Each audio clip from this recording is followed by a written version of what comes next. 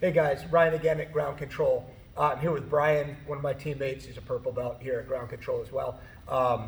Now we're going into attacks from full guard. We've gone over the cross collar and the armbar and the triangle. Now we're going to get into the omoplata, which is, there's a little bit more moving parts to this one. So my recommendation is, like, when you're learning this, if you are referencing the video, maybe break it down into parts. Drill the entry section, drill the breakdown section, then drill the finish section after that. We're going to show it in one big move, but there will be a lot of moving parts towards it. So just something to keep in mind when you guys are reviewing these videos. So Brian and I are going to start in full guard.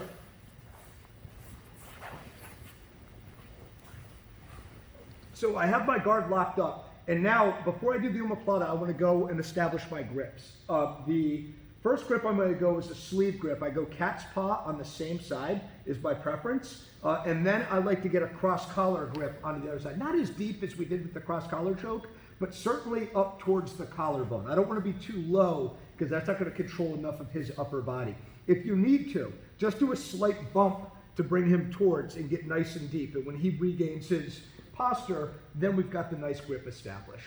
Now I'm going to do my reverse crunch just like we have before, only this time I'm going to pull in the direction, like my hand's pulling back towards the shoulder, and my hips are going to rotate slightly out in the opposite direction when we do it. So I don't want to be square on my hips at the end. I'm going to be bladed by the end of it. As I do that, my power source is going to be my leg on the same side that the grip is established. So as I pull, I'm going to do a slight blade of my hips. Now, I like to go with my feet into his hips when we go for this. So my guard opens already, and my foot on the same side that I have his arm controlled goes towards the hip and cuts down, bites down right towards the ribs. The other side, though, I don't just go right in the hip. I like to thread underneath of his arm so that I can look to get both legs on the same side of his head, or both knees. From here, my hips are off the mat, extending into them. Now it's time to transition into our omoplata. So this is my preferred entry. I'm going to take his hand, I'm going to punch it down towards my hip. So a lot of times it'll still be on my rib. I'm just going to straighten my arm or start punching down towards my feet so that it's facing the other direction. My leg on that same side, while this is happening, extends out, and now I'm going to pendulum over so that my leg goes from one side of his head, behind his head, to in front. And I still have my grip maintained on the collar at this time. My foot now can come off of the hip. I like to bite down over and figure four, and now I feel like I have enough posture control that I can release the grip because I think my legs will do enough to maintain his posture to the best of my ability. When this happens, I'm going to sit up towards my elbow, and I'm also going to release his wrist, and my hand's going to look to go over top of his hips, coming all the way over. One of the common defenses to this are going to be to roll out. So if I'm not controlling his body, Brian's going to be able to roll to relieve pressure. So I want to keep my arm over top in order to block his hip and stop him from rolling. Now you see Brian's almost in a turtle or in a ball. I want to get him flattened out in order to execute this technique. So my hand that was my post is going to come over, and I establish a grip right above his elbow. So I'm just going to grab a wrinkle right on the gi, roll it over my fingers, and I'm pulling in nice and tight. On the other side, if I can, I'm going to try to reach over, and I get my hand. Can we sit up just a little? My hand is going to actually grab the far side lapel. That's going to be one place where I keep nice and tight, just so my hand stays where I want it to be. My elbow is going to be right around his hip. So now it's time to try to flatten him out. This is the breakdown portion. That was just the entry. Now we're working towards the breakdown. My preferred breakdown when we do this is I hold nice and tight. I'm going to take my outside leg. I step out, and now I'm going to drag my leg and my hips in a circle, almost an arcing motion, to get him broken down towards the mat. If you need to, can we come back up once? If you still have trouble getting that, what I'll do is I'll release my grip that I have, and I'll block right the inside of his thigh, and now it's going to start stretching his body, and then I go right back to the grip in order to maintain my control. The next thing that I look to do is I want to get my leg in proper placement. So a lot of times when people hit this, their outside of their knee is going to be almost towards like the shoulder blade or the spine. We need to get much tighter. So I'm going to keep working my leg down until the outside of my knee or the outside of my leg is right over top of his shoulder. Remember, we need target isolation. Right now, his target is, the target is his shoulder, and I want to keep his shoulder pinned between my leg and the mat. So I'm going to keep nice and tight. I want to be nice and low on this arm. Sometimes you have to scoot your hips in order to get that good connection. From here, I'm going to keep keep the lapel, but I bring my arm out from underneath and I pin my elbow right into almost like his kidney or the lower part of his back on the side. So as we pull out, that's going to keep him flattened out. The last part that I look to do from right here is I want to be able to use this hand. Right now it's being used to keep his arm in place. So what I like to do is I like to rotate my body so that my rib pins right over top of his wrist. Right now my hand is holding his arm in place. I rotate my body so it clamps down on top. Now I can release and I still have good control over his arm with my body pinning down his wrist down to my leg.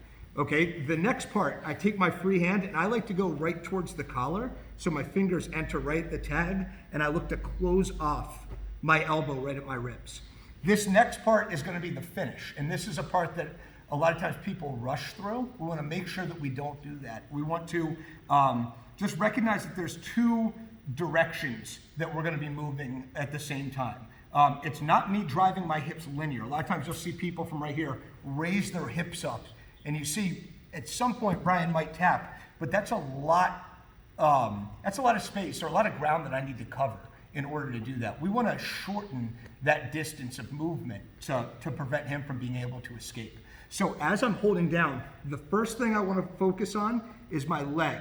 I'm going to try to drag it, so I'm going to scrape it down the mat, and now as I feel like it's extended and I've met resistance, now I engage my hamstring and I drag right down on the elbow. So again, I'm going to like pendulum and then I bite down. Now I feel like his elbow is nice and tight. The next thing I do is as I'm staying tight, I'm going to take my hip on the opposite side and just try to roll it over towards my leg that has the omoplata. Very little movement, very little distance that needs to be covered, and very highly effective. So we'll go over this one more time. So we're starting in our full guard position. I'm going to go ahead and establish my cat's paw grip, and now I bring him towards me to get my cross collar. Even if he brings himself back up, we still have control. We're not starting low. We're going to get nice and high with it. From here, I'm going to do my diagonal crunch, and I also blade my body so my hips are no longer square. So the pull is going to be in line with my arm, like I'm bringing my hand towards my shoulder, and my knee is going to take his body in the direction we want to go, like so.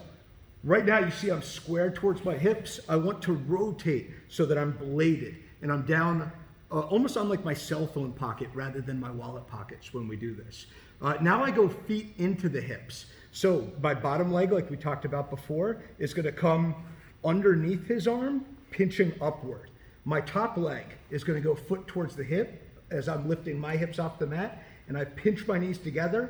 As I do this, I'm also punching his hand down towards my feet. So I have good control right now of his shoulder. When we do this here, now it's time to set the omoplata. So I'm going to extend my leg that's in his hip on the same side that I'm attacking. I drag over, and now it's going to be an exterior rotation. So the motion, we don't want to just try to bite down. We might kick him in the head or something. So as we come over, I do an exterior rotation, and I have my leg right in front of his face. I remove my leg, and I lock up a figure four, is my personal preference. So as I have him locked, now that's serving as posture control. This is where I release the lapel. My legs are serving that purpose. I now need my arm for something else. I'm going to use it to sit up and prop myself up. As I do this, I'm going to angle my body, so my body's going to rotate. I can't be flat on my back. There's too much friction from the mat. So as I come up, I'm going to rotate my body. One important part here when we're doing this is, as you saw when I came up that way, the common tendency, the hip that I'm bladed on, we don't want to stay on that hip, which you'll see a lot of people do. If I try to break Brian down right now, it's going to be very difficult. So what I do instead is I do a hip exchange. The hip that's closest towards him is gonna lift, and I replace the hip that I have down onto the mat. Working my hips towards the outside. Now I have much better control.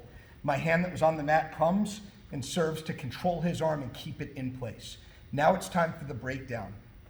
My outside leg is gonna step out, and I'm gonna drag my hips, not in a straight line, I'm not just scooting by the side. I'm almost gonna go in an arc motion in order to work him down towards the mat. If necessary, if my leg is too far up, I'm gonna go ahead and extend and drag down and then bite so that the outside of my knee is right over top of his shoulder. Still maintaining a good grip, bringing my elbow out towards the back. My ribs on the far side are gonna close off to keep his arm in place. So as my ribs close, now his arm is isolated, isolating our target. My hand is gonna come right towards a horse collar, and now the last part is our two directions of motion.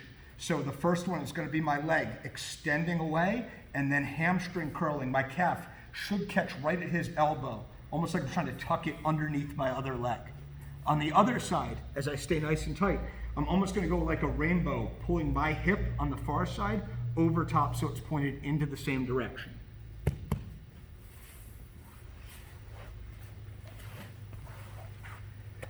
That's the Omoplata from full guard.